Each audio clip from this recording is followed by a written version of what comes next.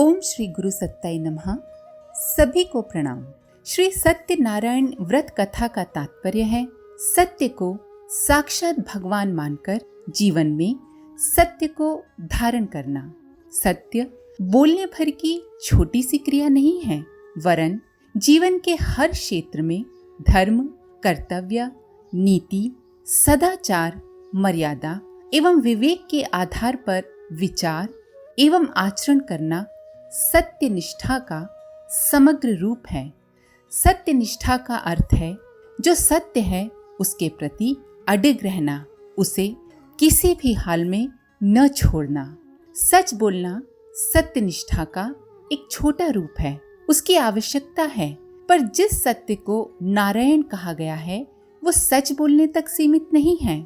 सारी मनोवृत्तियों, आकांक्षाओं एवं क्रियाकलापों को जब धर्म मर्यादाओं के अनुरूप बना लिया जाए, यानी कि जब हमारे जीवन में धर्म का अवतरण हो जाए, जब हम उच्च आदर्शों और सिद्धांतों पर चलना न छोड़ें, चाहे जीवन में कितनी ही मुश्किलें क्यों ना आ जाएं, तो समझना चाहिए कि सत्य रूपी भगवान का हमारे जीवन में अवतरण हुआ। यह अवतरण ईश्वर प्राप्ति या ईश्वर दर्शन का एक रूप है। श्री सत्यनारायण व्रत कथा में भिक्षाजीवी ब्राह्मण, लकड़हारा, लीलावती, कलावती आदि का वर्णन है। इसमें एक ही तथ्य का प्रतिपादन है कि सत्य निष्ठा अपनाने से सत्यनारायण का अर्थात जीवन में सत्य को धारण कर लेने से लौकिक और पारलौकिक दोनों ही जीवन सुख शांतिमय बनते हैं, और इस सत्यव्रती को छोड़ देने से नाना प्रकार के कष्टों का सामना करना पड़ता है।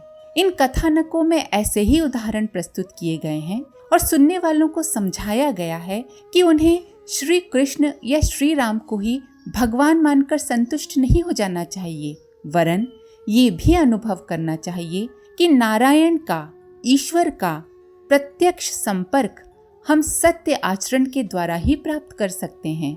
सदाचारी व्यक्ति अनायास ही ईश्वर का कृपा पात्र बन जाता है। उसकी हर जीवन दिशा आनंद मंगल से परिपूर्ण रहती है।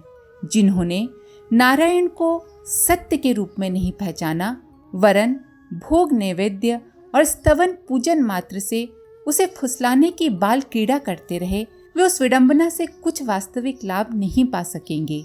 सदाचरण की सद्भावनाएं जनमानस में प्रतिष्ठापित कराने के लिए श्री सत्यनारायण व्रत कथा का अधिकाधिक प्रचार आवश्यक है। पर खेद है कि कथा का वास्तविक तात्पर्य आज न तो समझा जाता है और न समझाया जाता है। कथा सुन लेने और पंचामृत पंजीरी का प्रसाद खा लेने मात्र से लोग अपने कर्तव्य की इतिश्री मान लेते हैं।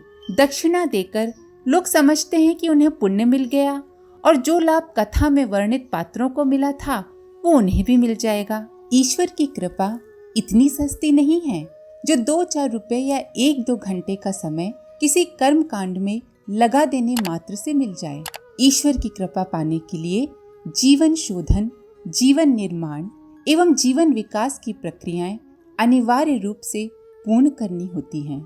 यदि श्री सत्यनारायण व्रत कथा के इस कार्य को जनमानस में यदि ठीक तरह पहुंचाया जा सके तो उससे वस्तुतः एक बड़े पुण्य फल का उद्भव होगा। कथावाचकों एवं विचारशील श्रवणकर्ताओं को इस व्रत के धर्मानुष्ठान का ऐसा ही सदुपयोग करना चाहिए। कथा को सुन समझकर लोग सत्यनिष्ठ बने, सत्यमय जीवन क्रम अपनाकर व्यक्तिगत तथा सामाजिक जीवन समुन्नत एवं सुखी बनाएं और सत्य आचरण के प्रति अपनी निष्ठा प्रकट करने तथा जन जीवन को उसकी प्रेरणा देने के लिए कथा समारोह करें। ये एक स्वस्थ परिपाटी है जिसे अपनाया जाना चाहिए। हमें ये समझना चाहिए कि कथा कहानियों के माध्यम से कोई भी चीज अच्छे से समझाई जा सकती है। लीलावती, कलावती, साधु, वैश्य ये सब कथा के पात्र हैं। जो महत्वपूर्ण बात है वो ये है कि इन पात्रों के माध्यम से मानव जीवन में सत्य के महत्व को हम समझें और सत्य ही ईश्वर है और ईश्वर ही सत्य है ये भी समझें। अगर हम ये समझ सकें और अपने जीवन में सत्य को धारण कर सके, तब ही कथा सुनने का महत्व है। ये कथा नारद जी और विष्णु जी के संवाद से आरंभ होती है। नारद जी मनुष्य लोक के निवासियों को अनेक प्रकार के दुखों से ग्रस्त देखकर उन्हें दुख से छुड़ाने का उपाय भगवान से पूछते हैं। भगवान नारद जी को उपाय के रूप में सत्यनारायण का व्रत बताते हैं। इसके बाद विष्णु जी नारद जी को और सूत जी शौनकादिकों को वे उपाख्यान सुनाते हैं, जिनमें इस व्रत के करने वालों को मनोवांछित फल प्राप्त होते हैं। शतानंद ब्राह्मण, साधु वैश्य, लीलावती, कलावती आदि के द्वारा सत्यनारायण की आराधना करने से मनोवांछित लाभ मिलने एवं आराधना का तिरस्कार करने पर दुख, दारिद्र्य एवं संकट में पड़ने की कथा इन उपाख्यानों में है, जिससे ये प्रकट होता है कि जो इस व्रत को करेंगे वो लाभ उठावेंगे और जो इसका तिरस्कार करेंगे वे घाटे में रहेंगे। अब यहाँ एक प्रश्न उत्पन्न होता है कि वो कथा कौन सी थी जो शतानंद, भील, साधु वैश्य, लीलावती, कलावती आदि ने करवाई थी। ये प्रश्न उचित भी है, क्योंकि वर्तमान कथा जो अभी पढ़ी जाती है उसका निर्माण तो तभी हुआ होगा जब साधु वैश्य, लीलावती, कलावती कथा करा चुके होंगे। ये तो हो नहीं सकता कि उन्होंने जो कथा कराई उसमें उन्हीं लोगों का वर्णन हो रहा हो। तब तो उस असली कथा का पता चलना ही चाहिए जो विष्णु जी द्वारा नारद जी को और सूत जी ने शौनकादिकों को सुनाई थी। जब इस प्रश्न का उत्तर कथावाचकों से पूछा जाता है तो वे या तो चुप हो जाते हैं या फिर कहते हैं कि हर कल्प में शतानंद, साधु, काष्ठ विक्रेता, लीलावती, कलावती, गोप आदि हुए हैं। पूर्व कल्प के शतानंद आदि की कथा इस कल्प के शतानंद ने सुनी होगी, पर भला ऐसे उत्तरों से कोई समाधान होता है?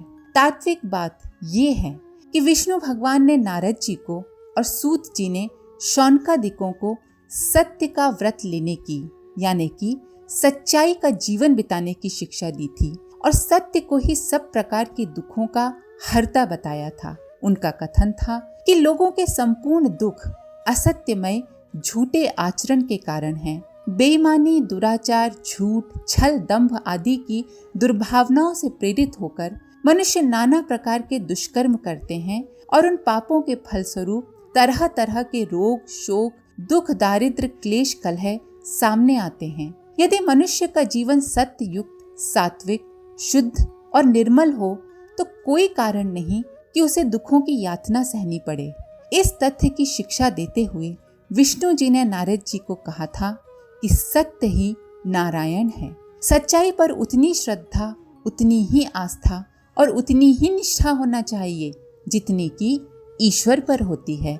इसीलिए सत्य को नारायण कहा गया और सत्य नारायण का व्रत लेना अर्थात सत्य को अपने जीवन में उतारने का, सत्य के मार्ग पर चलने का संकल्प ही सत्य का व्रत लेना है। सत्य के रूप में भगवान को मानकर उसकी आराधना ही सत्य नारायण व्रत है। लीलावती, कलावती आदि की कथाएं सत्य का महत्व बताने के लिए सिर्फ उदाहरण हैं। कोई सिद्धांत जब विवेचनात्मक ढंग से या रूखे सूखे उपदेश के ढंग से समझाया जाता है तो लोगों को रुचि भी नहीं आती और समझ में भी नहीं आता, पर अगर उनको कथा या कहानियों का उदाहरण दिया जाए तो अच्छे से समझ में आ जाता है। और मनुष्य का स्वभाव लोभ और भय से बचने और लोभ को प्राप्त करने के लिए ही अधिकांशतः कार्य करता है। इस मनोवैज्ञानिक रहस्य को हमारे शास्त्रकार भली प्रकार जानते थे। इसीलिए उन्होंने सत्यनारायण का व्रत लेने के साथ साथ उन कथाओं को भी संबद्ध कर दिया जिनके कारण लोगों को सत्यमय जीवन द्वारा लाभ प्राप्त करने का लोभ बढ़े और इससे दूर रहने पर अनिष्ट होने का भय हो, ताकि इन दोनों आधारों के कारण सुनने वाले की रुचि सत्यनारायण की ओर बढ़े। सत्य का व्रत लेने की आवश्यकता ही इसलिए है कि हमारे आज के जीवन में बेईमानी, झूठ, धोखेबाजी का बोलबाला है। असत्य एक रोग है। सत्य पर चलना, सत्यव्रती बनना उसकी दवा है। व्रत रूपी औषधि सेवन करते रहने से धीरे धीरे सत्य रूपी निरोगता प्राप्त होती है। यानी कि धीरे धीरे सत्य का अभ्यास करते रहने से एक दिन संपूर्ण जीवन सत्यमय हो जाता है। पूर्ण तो सिर्फ परमात्मा है, मनुष्य अपूर्ण है। इस अपूर्णता को दूर करके पूर्णता को प्राप्त करने का जो प्रयत्न है उसे साधना या व्रत कहते हैं। हमारा बाह्य एवं भीतरी जीवन सच्चाई से भरा हुआ हो, उसमें प्रेम, पवित्रता, निष्कपटता, ईमानदारी, उदारता, त्याग, पुरुषार्थ, सरलता और सादगी की प्रधानता रहे, यही सत्यनारायण का पथ है। यही समस्त सुख शांति का मूल उद्गम है। इस पथ पर चलने का संकल्प करने का ही दूसरा नाम सत्यनारायण व्रत है। सत्यनारायण व्रत कथा का यही रहस्य है। सत्य के रूप में भगवान को मानकर उसकी आराधना ही सत्यनारायण व्रत है। आज के लिए इतना ही। इसके आगे का अगले वीडियो में। आप सभी का धन्यवाद। ओम शांति। हमारे YouTube चैनल को सब्सक्राइब करें और बेल आइकन को दबाकर ऑल पर क्लिक करें ताकि आने वाले सभी वीडियोस की नोटिफिकेशन आपको मिलती रहे।